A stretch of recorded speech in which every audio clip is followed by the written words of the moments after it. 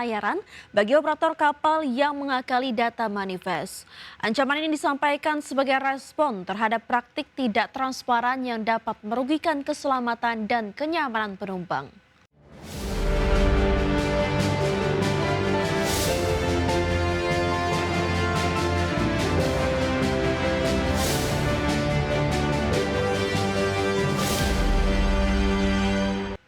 Ya, Menteri Perhubungan Budi Purwagandi mengancam akan mencabut izin rute pelayaran bagi operator kapal yang mengakali data manifest. Ancaman ini disampaikan sebagai respon terhadap praktik tidak transparan yang dapat merugikan keselamatan dan kenyamanan penumpang. Dalam rapat kerja dengan Komisi 5 DPR RI, Menhub menegaskan pentingnya kepatuhan terhadap regulasi yang berlaku dalam industri pelayaran dan meminta pengelola kapal harus jujur dalam melaporkan data manifest untuk menjaga integritas layanan transportasi. Pernyataan tersebut muncul setelah beberapa laporan mengenai praktik penggelembungan jumlah penumpang dalam manifest yang menjadi perhatian serius karena dapat mengakibatkan masalah besar termasuk dalam hal keselamatan pelayaran. Tak hanya itu, Budi juga menekankan bahwa pihaknya akan terus melakukan pengawasan ketat terhadap seluruh operator kapal agar lebih disiplin dan bertanggung jawab dalam menjalankan operasional. Di mana Kementerian Perhubungan berkomitmen untuk meningkatkan kualitas layanan transportasi laut serta melindungi hak-hak penumpang agar kepercayaan masyarakat terhadap angkutan laut dapat tetap terjaga. Kami juga menekankan kembali bahwa terakhir kami sudah memerintahkan bahwa kapal tidak boleh berangkat apabila belum diverifikasi jumlah terakhir penumpang yang naik. Kemudian kami juga sudah meminta untuk angkutan barang berbahaya agar lebih diperketat lagi sehingga tidak menimbulkan masalah pada saat kapal berlayar. Dan kami juga sudah meminta KSOP seluruh KSOP untuk menjalankan ini. Memang mungkin akan agak sedikit terasa berbeda nanti di layanan pelabuhan, namun ini sebagaimana disampaikan oleh Bapak-Bapak dan Ibu bahwa ini demi kepentingan keselamatan dari para masyarakat kita yang menempuh. Selamat siang pemirsa IDEX Channel, kembali berjumpa dalam IDEX First Session Closing. Sejumlah informasi dari dunia ekonomi dan bisnis akan kami sajikan untuk Anda. Bersama saya Vina Munawar, inilah IDEX First Session selengkapnya.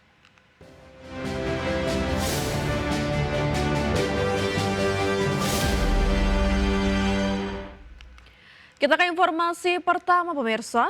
Menteri Koordinator Bidang Infrastruktur dan Pembangunan Kewilayahan Agus Harimurti Yudhoyono mengungkapkan pemerintah harus mengeluarkan anggaran lebih dari 40 triliun rupiah setiap tahun untuk memperbaiki jalan yang rusak akibat truk over dimension overload.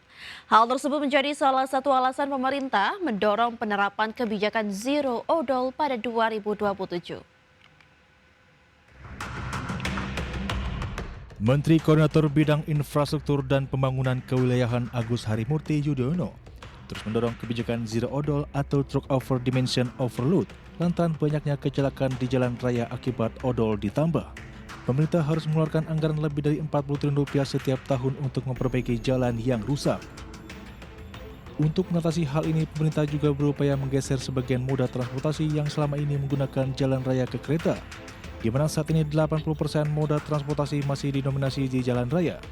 Di samping itu, pihaknya juga menyiapkan Weight in Motion atau WIM, atau alat ukur dan timbangan kendaraan, yang ditempatkan di jalan termasuk di kawasan industri guna memantau langsung truk yang melintas tidak memiliki muatan yang berlebihan. Penerapan kebijakan zero odol ini telah melalui proses yang cukup panjang, cukup melelahkan, karena melibatkan banyak sekali pihak yang memiliki kepentingan. Pemerintah di sini, tentunya Kementerian Perhubungan yang ada di depan, memiliki kepentingan agar kita bisa mengurangi bahkan meniadakan kecelakaan lalu lintas yang disebabkan oleh kendaraan over dimension overload. Lebih dimensi maupun lebih muatan. AHY menambahkan pemerintah akan melakukan penegakan hukum dalam penerapan kebijakan tersebut, di mana pihaknya juga bekerjasama dengan Korlantas Polri dan seluruh pemangku kepentingan di lapangan. Dari Jakarta, Devi Firmansyah, Tim Liputan iDiactional.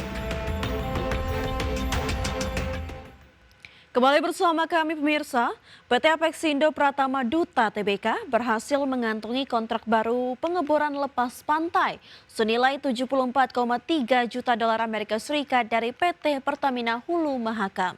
Kesepakatan di wilayah Delta Mahakam Kalimantan Timur ini akan memperkuat tingkat utilisasi rig dan pendapatan emiten berkode Apex. PT Apexindo Pratama Duta Tbk kembali menambah portofolio pekerjaan baru di sektor jasa pengeboran migas lepas pantai. Berdasarkan keterbukaan informasi Bursa Efek Indonesia, emiten berkode saham Apex ini meraih kontrak senilai 74,3 juta dolar Amerika Serikat dari PT Pertamina Hulu Mahakam. Kontrak pengeboran lepas pantai di kawasan Delta Mahakam ini memiliki durasi 2 tahun, pasti dengan opsi perpanjangan selama 1 tahun. Manajemen menjelaskan bahwa raihan proyek baru ini berdampak positif terhadap kenaikan tingkat utilisasi armada rig perseroan. Kontrak ini makin memperkokoh rekam jejak pengeboran Apex setelah sebelumnya juga mengantongi proyek senilai 13,6 juta dolar Amerika Serikat dan 119,6 juta dolar Amerika Serikat. Langkah ini diyakini mampu menjaga stabilitas pendapatan operasional serta kinerja keuangan perseroan ke depan. Adapun Pertamina Hulu Mahakam tercatat menjadi pelanggan terbesar bagi Apex dengan kontribusi mencapai 74% dari total pendapatan perseroan. Sementara itu, porsi pendapatan sisanya disumbang oleh Pertamina Hulu Kalimantan Timur sebesar 12%, Medco INP Gresik sebesar 10%, serta PT Pertamina Geothermal Energi Tbk sebesar 4%. Kemitraan strategis ini terus mendukung ketahanan energi dan lifting migas nasional. Berbagai sumber untuk iDiactional.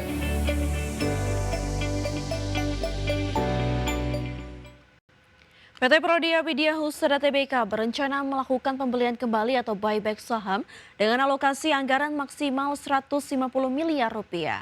Aksi korporasi emiten layanan kesehatan berkode emiten PRDA ini dilakukan untuk merespon fluktuasi harga saham di bursa.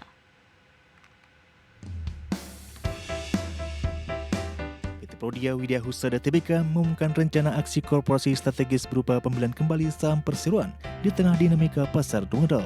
Periode pelaksanaan buyback ini akan berlangsung selama 3 bulan terhitung mulai 20 Agustus hingga 19 November 2026 mendatang. Jumlah saham yang dibeli kembali dipastikan tidak akan melebihi 20% dari modal di store perseroan.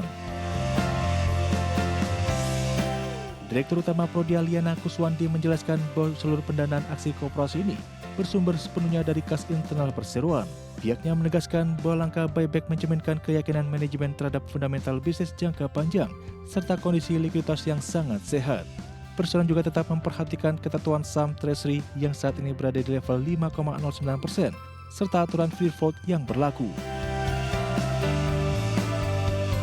Aksi korporasi ini diharapkan mampu memberikan imbal hasil yang berkelanjutan sekaligus meningkatkan nilai bagi para pemegang saham.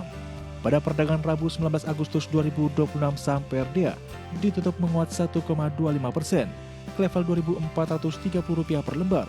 Manajemen optimis optimalisasi struktur modal ini dapat menjaga kepercayaan investor di tengah pergerakan pasar yang fluktuatif. Berbagai sumber untuk iDiactional.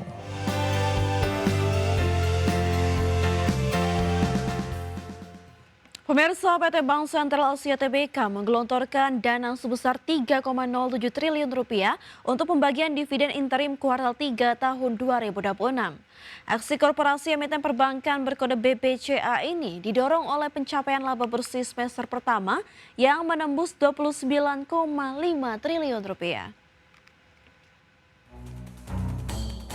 Bank Sentral Asia Tbk kembali merasaikan komitmennya untuk membagikan dividen interim kepada para pemegang saham.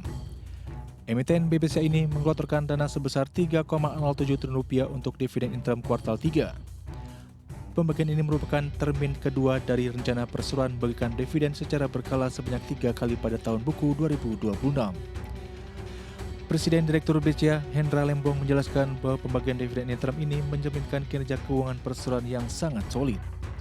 Hingga Juni 2026, BCA membukukan laba bersih sebesar Rp29,5 triliun, didukung penyaluran kredit yang tumbuh 8,0% hingga menembus Rp1.036 triliun. Capaian ekspansi kredit tersebut merupakan rekor sejarah baru bagi perseroan karena untuk pertama kalinya melampaui level Rp1.000 triliun. Selain itu, pencapaian portofolio kredit tersebut juga ditopang perolehan dana murah atau KASA yang mencapai Rp1.082 triliun. Adapun kam dividen di pasar reguler dan negosiasi ditetapkan pada 28 Agustus 2026. Sedangkan recording date jatuh pada 1 September 2026. Manajemen memastikan seluruh dana dividen interim akan dibayarkan secara serentak kepada investor yang berhak pada 16 September 2026 mendatang. Sebagai sumber untuk IDXNO.